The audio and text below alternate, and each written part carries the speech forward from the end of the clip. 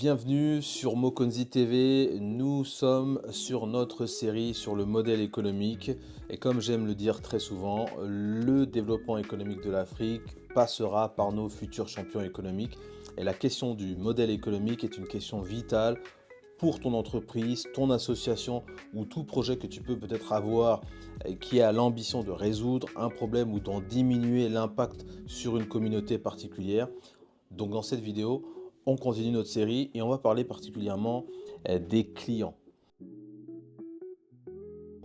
c'est-à-dire de ton public cible. Alors il y a évidemment plusieurs types de marchés dans lesquels tu peux trouver ton public cible, mais la question de fond, elle est sur la résolution de ton problème. Et de ton problème, tu dois naturellement t'orienter vers ceux qui ont besoin de résoudre ce problème ou ceux qui ont des difficultés à résoudre ce problème-là. Donc, il y a plusieurs types de marchés, mais il y a des impératifs qu'il faut absolument regarder. Et dans le cadre d'une entreprise, dans le cadre d'un projet qui va devenir peut-être profitable ou qui va dégager un bénéfice, il s'agit ici d'être sûr d'abord, que ton client il est solvable. Ça, c'est la première des choses, il faut absolument que ton client soit solvable. De deux, il doit y avoir un problème à résoudre.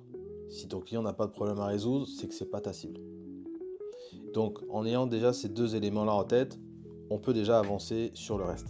Ensuite, évidemment, il y a des termes un peu spécifiques concernant le marché. Et ici, je voudrais être bien clair.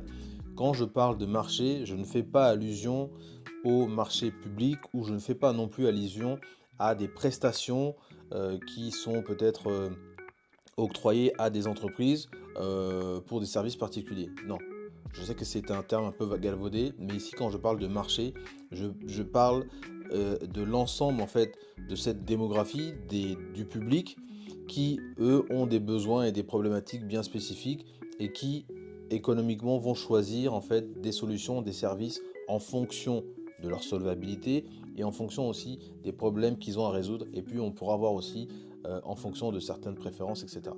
Donc on a différents types de marchés que tu connais certainement. Il y a les marchés de masse qui sont très connus où effectivement on a des produits qui s'adressent à peu près à tout le monde sans grande distinction. Ensuite, on va avoir ce qu'on appelle les marchés de niche. Et ici, le marché de niche, c'est vraiment pour expliquer que tu te focalises en fait sur un profil qui est très spécifique et très spécialisé. Et donc c'est pour ça que on parle d'une niche, d'accord. C'est vraiment très très précis, c'est très peut-être pas forcément aussi très grand, mais c'est vraiment très spécifique. Ensuite, on va avoir ce qu'on appelle des marchés segmentés.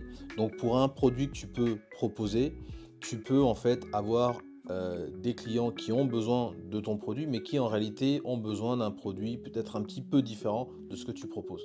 Et l'exemple qu'on donne souvent, c'est au niveau des banques, où effectivement une banque peut te proposer un compte épargne, mais elle peut proposer aussi à d'autres clients des opportunités d'investissement sur des actions. C'est toujours la banque et des services financiers, mais on est sur une segmentation de ce que la banque peut offrir. Donc ton offre aussi et ton service peut se concentrer sur une segmentation de ton client comme ça. Ensuite, tu vas avoir des marchés dits diversifiés où là, effectivement, tu as beaucoup de choses qui sont peut-être pas forcément en lien les uns avec les autres. Le cas de Amazon, par exemple, est un très bel exemple où effectivement, sur Amazon, tu peux retrouver pas mal de produits qui répondent toutes à des problématiques différentes. Et puis, on a ce qu'on appelle des plateformes donc, qui ont plusieurs facettes, d'accord? Des marchés à plusieurs facettes, pardon. Et on le retrouve avec des exemples comme par exemple les cartes de crédit. Quand vous avez une entreprise qui vous propose une carte de crédit, elle en fait s'adresse à deux types de personnes. Il y a d'un côté les clients qui, eux, vont utiliser la carte de crédit et qui vont faire des achats avec. Et puis vous avez d'un autre côté des commerçants qui, eux, ont besoin d'accepter aussi ces cartes de crédit-là pour que justement ces clients aillent faire des achats chez les commerçants. Donc en réalité, une entreprise avec une offre bien particulière comme celle de la carte de crédit, par exemple, va permettre de rapprocher deux profils, deux clients qui peut-être n'auraient pas pu se retrouver à travers une offre bien particulière comme celle-ci.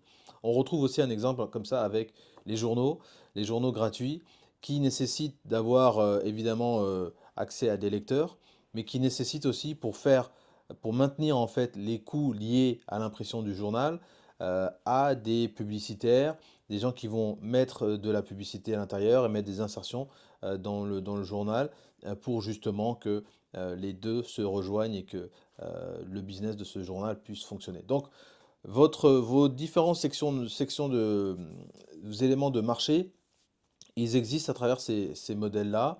Évidemment, il y a la possibilité de combiner plus ou moins les uns avec les autres, avec certains produits ou certains services. Et donc, vous pouvez vous retrouver avec des entreprises qui sont complexes dans leur approche client et dans les profils types de ces clients. Toujours est-il que c'est très important d'avoir une idée sur votre client. Pourquoi? Bah, parce que c'est ce qui va nous permettre de continuer la suite avec les autres sections, puisque on est ici sur un modèle qui nous amène sur une suite logique. C'est-à-dire qu'une fois que vous avez votre profil client, vous savez à qui vous adressez, comment vous allez organiser quel marché à qui vous adressez, vous savez un peu mieux comment vous allez communiquer avec ce client en particulier et comment vous allez déterminer votre expérience client. Et tout ça, ce sont des choses que nous allons voir dans notre prochaine vidéo.